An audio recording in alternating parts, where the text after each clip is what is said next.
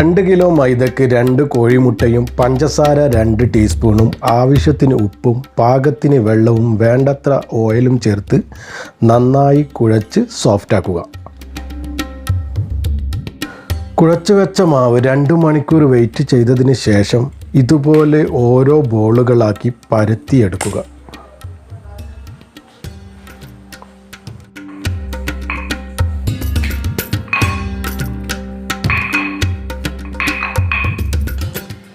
അതിനുശേഷം ഇതുപോലെ വീശിയടിച്ച് കട്ട് ചെയ്ത് ചുറ്റി വെച്ചതിന് ശേഷം പരത്തിയെടുക്കാം.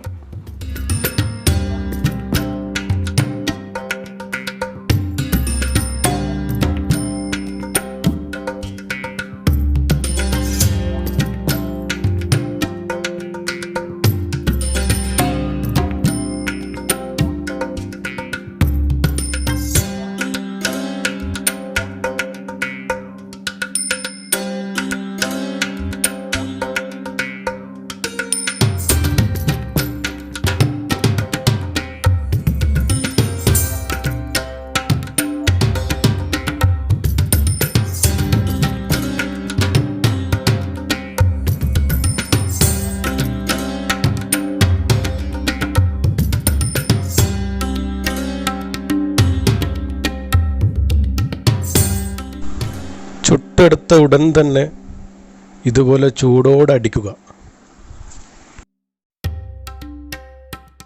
ആഹാ, നല്ല നാടൻ പൊറോട്ട. അപ്പോൾ ഈ വീഡിയോ ഇഷ്ടമായാൽ ലൈക്ക് ചെയ്യുക, ഷെയർ ചെയ്യുക, സബ്സ്ക്രൈബ് ചെയ്യുക. വീണ്ടും പുതിയൊരു വീഡിയോയുമായി കാണുന്നതുവരേക്കും ബൈ.